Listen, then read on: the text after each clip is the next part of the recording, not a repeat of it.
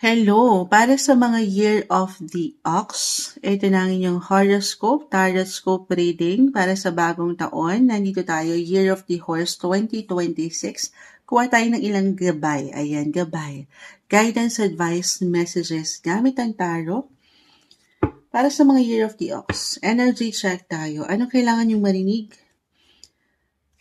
Message po. Energy check tayo. Para sa mga taong maaaring makapakinig nito, na Year of the Ox. Sa mga animal zodiac sign na Ox. Guidance, advice, message 2026, New Year. Guidance sa mga taong maaaring makapakinig nito. Sa bagong taon na ito, Year of the Ox. Nandito tayo ngayon ha. Bagong taon, Year of the Horse ang sinicelebrate. Pero para sa inyo, anong kailangan nyo marinig? The Four of Wands, 4 and 4. The Sun. 6 of Pentacles, add pa tayo. 10 of Wands. Guidance advice para sa mga Year of the Ox, 2026. The World. The Empress card. So, meron man po ilang naka-reverse or nakabaliktad na baraha, hindi naman ibig sabihin nito ay hindi na agad okay. Okay. Timing lang guys. Maaring meron lang ilang, may pagkakataon ngayong taon na makaramdam kayo ng ilang blockages, challenges, yes. Hindi naman yan mawawala sa ating buhay. Unahin na natin, buhay karera, trabaho, bilang yun yung nasimulan ko kanina. Sa topic natin ngayon, panindigan na natin. Career sector tayo. Year of the Ox 2026. Okay. Eto rin, no? May pagka-busy pa rin yung nakikita ko rin para sa inyo kung nakapakinig kayo before your sign. Naiwan ko tong messages na to. I feel na yung ilang applications, umangatin kasi si Six of Pentacles. Pero medyo mas sa inyo, no? Parang meron kong yung kailangan talagang tapusin, kompletuhin, na maaaring hindi siya something madali. Itong work na to or task can be overwhelming. The 10 of Wands, the world. Parang pasan nyo ang daigdig, may ganong energy, hindi nyo kailangang laliman or katakutan. Pakita natin sa live tayo po ay live na live the world, naka-reverse. The world is still the world, guys. Umiikot yan, iikot yan. The tables will turn. Maaring nandito kayo sa punto ng inyong buhay. Year of the Ox tayo. Na talagang meron tayong laban, pinaglalaban, pagsisikapan. This is something na magmumula sa inyong patuloy na paghihirapan, trabaho. And I feel yung bawat pagsisikap nyo, the sun, if mananatili lang kayo sa pagiging positibo, yung kahit hindi madali, kahit na ito parang ang daming pwedeng ihain sa inyo ng universe, ng inyong mga boss, sa inyong mga lamesa na trabaho. Pero maniniwala kayo doon sa ideya ng masaya lang, okay, happy lang. Kahit hindi madali, parang andito na tayo, 2026, Year of the Ox, guys, para sa inyo. Kailangan nyo lang maniwala na ang buhay ay weather. As long as binibigay niyo yung best nyo sa inyong mga buhay, karera, trabaho, negosyo, maging ano pa man yan, kahit pa sa mga pagkakataon na feeling nyo may ilang blockages or sadyang mahirap pang hawakan, ayan. Patuloy kayo nagde-develop guys ng ng growth. Patuloy din na umaangat dyan. Unti-unti man yung ilang opportunities na pwedeng ihain pa sa inyo ng taas. At merong improvements, guys. Paniniwala lang. I feel kasi na wala namang overnight success eh. Pagkatiwalaan ang proseso, ang sarili, at yung patuloy na pagtitiwala sa Kanya. Pagdating sa inyong mga faiths, totoo naman, how powerful yung prayers. Lagi yung sasamahan ng dasal. Yung bawat pinagdadaanan nyo. At patuloy kayong umaangat, may personal growth. Sa tahimik man na paraan, medyo parang private, low-key yung energy, maaaring meron kayong laban na maipapanalo sa tahimik lang. Kumbaga, ito yung mga tahimik na laban na tanging kayo lang ang nakakaalam, pero life-changing yung aking nakikita. Kasi nga, hindi siya naging madali, pero malalagpasan nyo. Again, kiklaim na natin na makukumpleto matatapos maharap nyo. Ups and downs, highs and lows ng buhay, umiikot yan. This is a sign of success. Pero depende ito guys kung paano kayo makikibaka. Paano nyo pag-aalayan Year of the Ox ng enerhiya yung mga gusto nyo pang ma-reach. Stay positive. Sabi ko nga, the Sun, the Four of Cups, reverse, be optimistic. Hindi madali ang buhay, pero manlalaban ka. Meron kang lakas. Huwag mong pagdududahan yung mga kakayanan mo pa.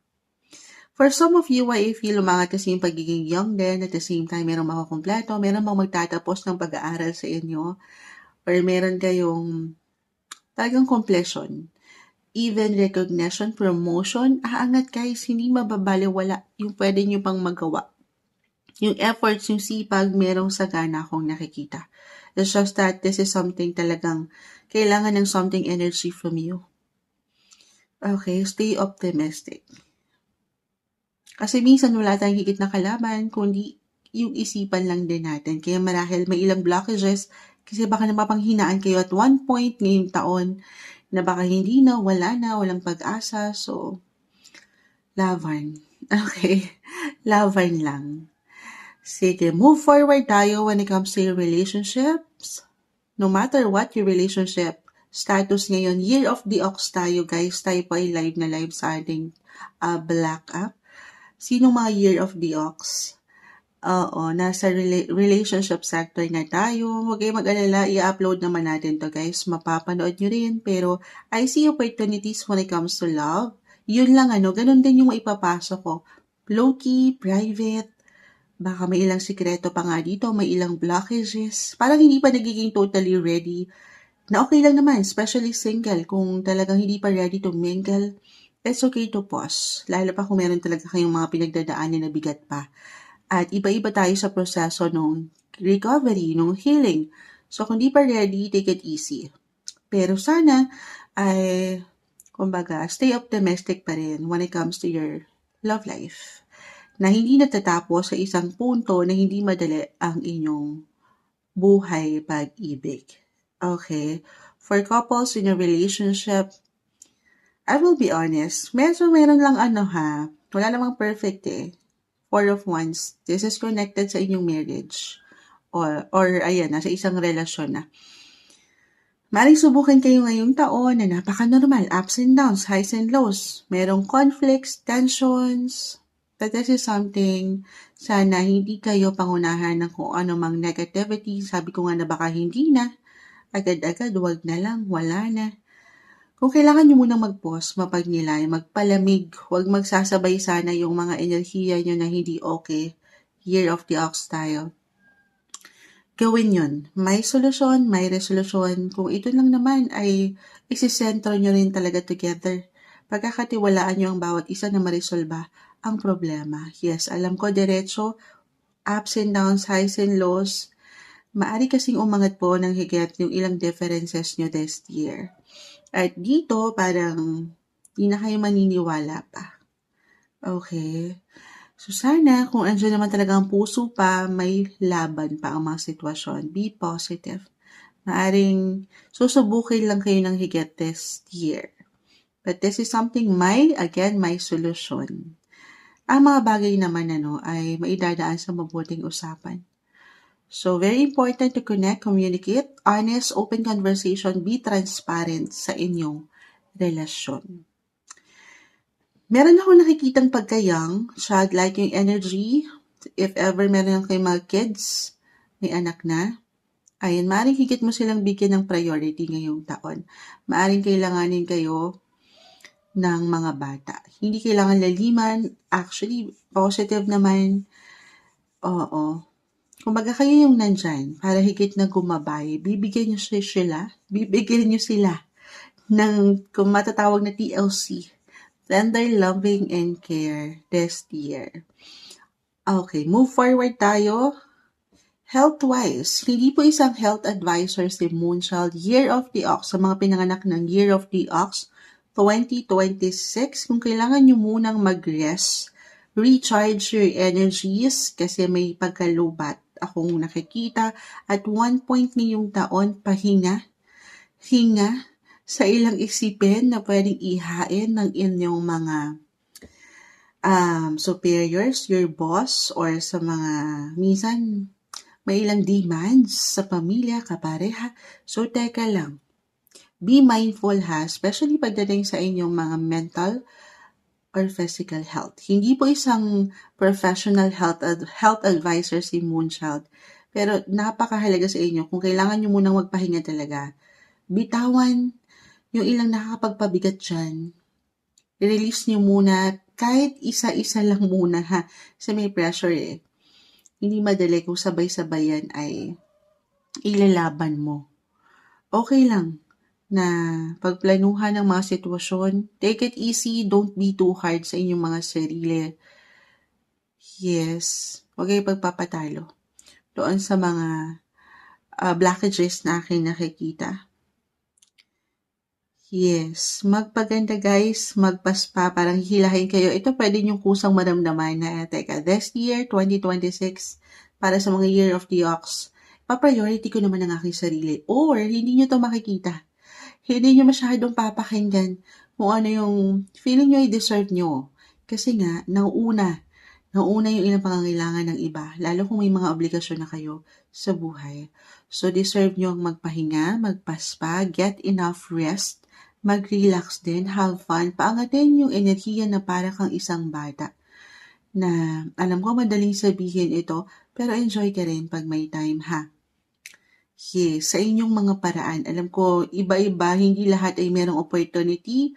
Kahit isang oras, dalawa, ayan, parang wala pa.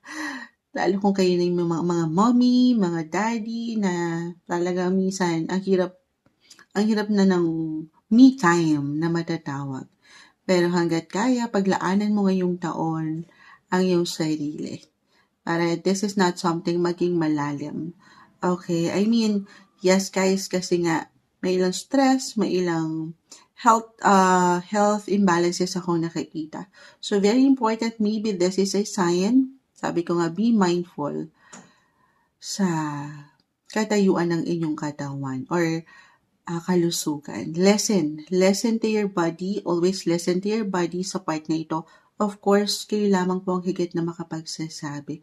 Take it easy, rest, recharge, and have fun. Napaka-importante maging masaya. Una't huli ngayong taon, piliin nyo sana ang maging masaya. Ito yung umangat na guidance, advice, messages para sa inyo. 2026 para sa mga Year of the Ox.